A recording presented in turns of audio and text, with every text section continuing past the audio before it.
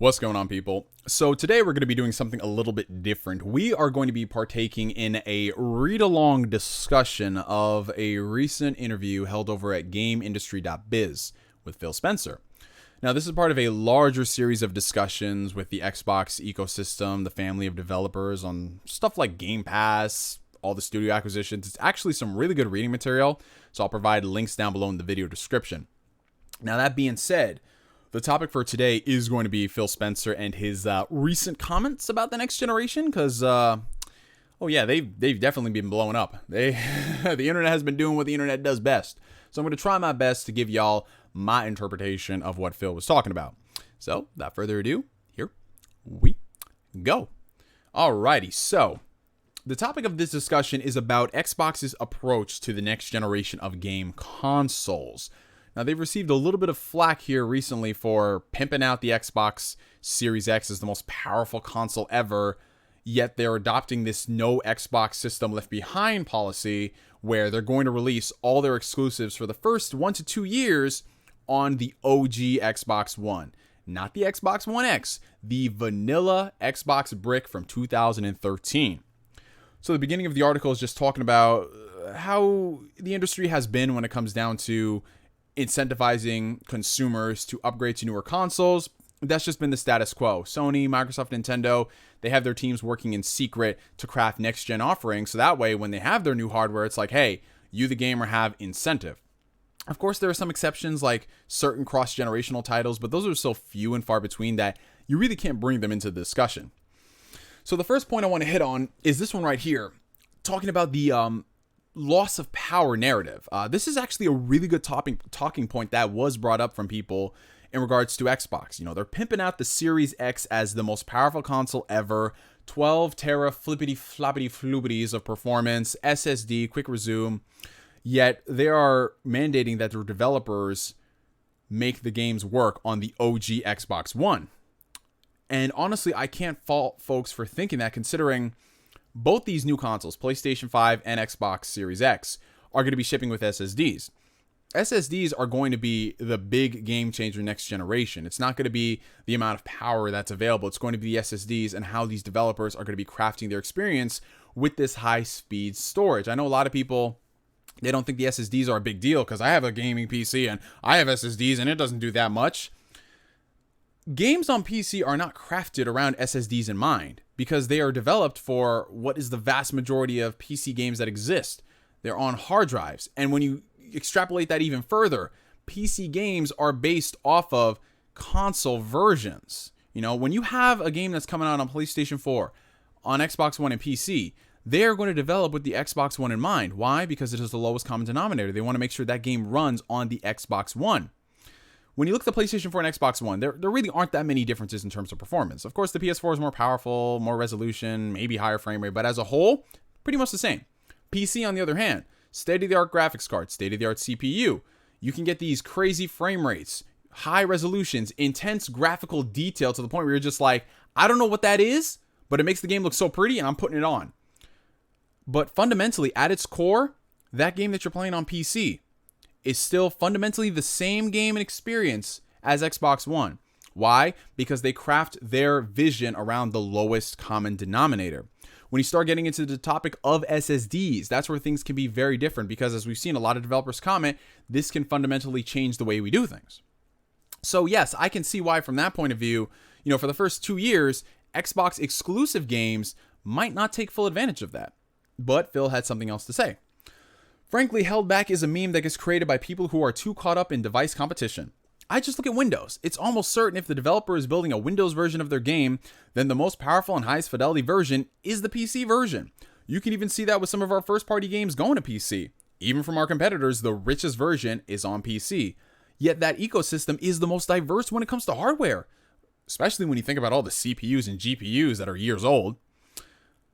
Phil Spencer is not wrong. He isn't, because if you are a PC gamer, you can swap out your parts all the time.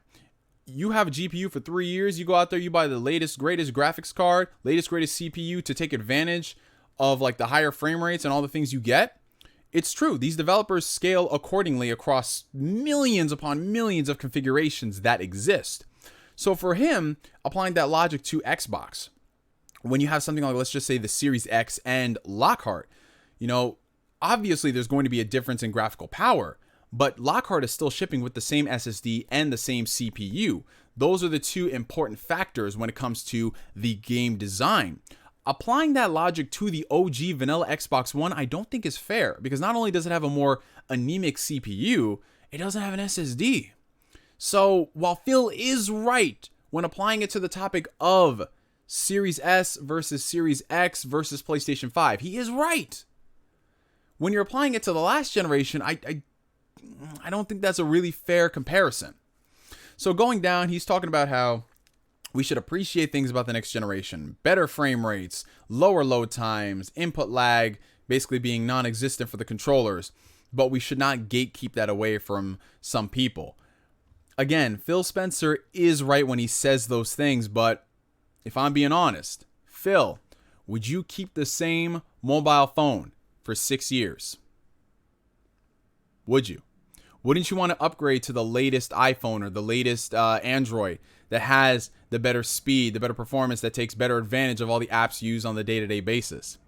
It's the same philosophy. Of course, if you're going from the iPhone 11 to the iPhone 13 or whatever, yeah, you know, you don't want to gatekeep stuff on the 13. But for a lot of these gamers who have been gaming on the Xbox for so many years, I can see why they're just like, you know what? Give me the full fat next-gen crafted experiences that I can only get on the Series X. Don't tamper and taper down that vision. But like a lot of developers here are pointing out, it all comes down to optimization and how you're crafting your game. You know, we have a lot of first-party studios here. Tim Schafer from Double Fine. I don't know why they're bringing up him in terms of releasing games in a timely fashion, but you know, developers like Obsidian talking about how, yeah, we want it to be the same Obsidian game across the board, whether this version runs at 4K or this version runs at 1080p. You know, it's still going to be an Obsidian game.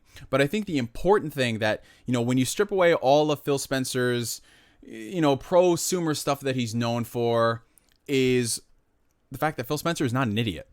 He isn't. I know we like to make jokes and memes about how Phil Spencer says this is the best year for Xbox, best year for Xbox, best year for Xbox. But Phil Spencer came out and said that the Xbox No Console Left Behind program would only be for the first year or two. And then after that, the developers are free to craft their entire visions the way they want. That's how it is for a lot of developers in the industry in general. When you look at, you know, multi-platform games that come out cross-generational, the next-gen versions, yeah, while they're better in terms of performance, they're fundamentally not that different. And then when you start getting into the full fat next-generation versions of something like Far Cry, are they really that much fundamentally different from the previous Far Cry you played? You get what I'm saying? Like, it goes more beyond just the power of the systems. And a lot of people just don't want to admit that. Sure, the next-gen counterparts are going to be better if they're only developed for a next-gen console. But at least as it's been before, it hasn't been this drastic night and day difference outside of better frame rate and better resolution and textures. That's just it. And for some people, that's okay. But as a whole, like this, yeah, it's just holding back all of gaming. I can't see that, you know? But In Exile's Brian Fargo brought up how he's talking about Wasteland 3. You know, we have it working on older machines. And, you know, we're going to take advantage of the Series X features, whether that's just like no load times or just other things like that. But when you start talking about games coming out in 2022 and 2024, it's going to change depending on things. Again, something that Phil Spencer already brought up, because he said this is only going to be for the first year or two. And I'm going to just say something. I know it should be no shocker to anybody, but how many people adopt new next generation consoles within the first year or two? Of course, anybody watching this channel, you know, if you're a hardcore gamer, I'm sure you do that. But as a whole, what do you hear from a ton of people, whether they are casual or they're just like moderate gamers who don't want to shell out $500 on something that might be a paperweight? All the best games come when you're in your third year or more. You know, when you're looking at the PlayStation 4, PlayStation 4 has some exclusives, but let's be honest about life for a second. It did not start getting the bangers until its second half. It just truly didn't. Looking at things like, just take like other consoles that have existed in the history. You know, very few of them have bangers for like the first 1 or 2 years. There's only a handful of consoles that do that. But again, they are not the exception. I mean, they are the exception to the rule. It's not standard like this is how it always is. Because these first-party developers, what are they given? They're given a lot more time, and they're given a lot more money. So these studios have more time to craft these experiences, and then it's just like, yes, this is what you're looking for. PlayStation 5, will it be crafting all those experiences day and day? I mean, I'm sure Miles Morales, Spider-Man, and Demon's Souls are going to look amazing and fantastic, but could they not have been done on the PS4? I mean, Horizon is a different thing entirely, which is why it's coming out later on, not at launch. But some of the other games, there could have been current gen counterparts. But again, it remains to be seen as far as what these games actually show, outside of just ray tracing and everything.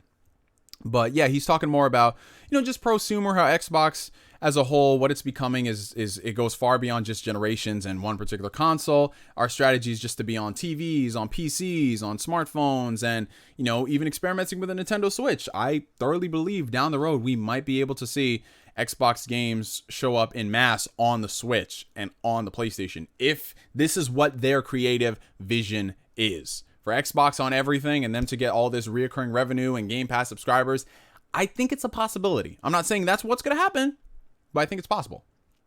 This is the main piece that everybody has just been running with. Sorry, I'm a bit soapboxy with this one. Gaming is about entertainment and community and diversion and learning new stories and new perspectives. And I find it completely counter to what gaming is about to say that part of it is to lock people away from being able to experience those games, or to force someone to buy my specific device on the day I want them to go buy it in order to partake in what gaming is about. Gaming is bigger than any one device, and that is something as an industry that we've embraced all up as we bring games and more players. I think it's vital to the role that gaming can play on the planet. Again, context is 115% key here. If you look at it just as it is, Phil is basically saying, oh, so you don't want to give incentive to buy a next generation console. Weak. You're just admitting you're losing. Second place, third place. That's what it looks like. But Phil isn't wrong. I know y'all are trying to say, oh, he's just damage control for Xbox. He isn't wrong in a sense. Because when have any of y'all gone out there day and date, bought a new system, and you're just like, yep, I'm getting all these crazy next-gen experiences on the day it comes out? The Nintendo Switch launched with one game. That was a Wii U title. It didn't get its first, next generation Switch exclusive that's just banger, oh my gosh, I can only play this on the Switch, it's not any other console, until Super Mario Odyssey at the end of the year. That's 8 months. So how is that any different from the first year to 2 years to get to that point? And even then, there were some talks that Mario Odyssey might have been a Wii U game at some point. I mean, it's not like it was crazy demanding. But yeah, he is right to an extent that day and date forcing someone to upgrade and you're not going to give them all the incentive outside of just minor differences. I can't say he's wrong, but also me being a gamer and I just love having new reasons to buy systems and being able to see what they could pull off. I would love to have a developer work on a PlayStation 5 game and day and date it comes out with the system and it's just yo, this is why you need to upgrade to a new console. I would love to see that. But as history has shown us, we don't really get a lot of those type of bangers. Xbox 360 launched, and what was its first killer app? Gears of War. When did Gears of War come out? A year after the Xbox 360. PlayStation 3. What was PlayStation 3's first legit killer app? Everybody, we gonna be talking about this like crazy. Killzone 2?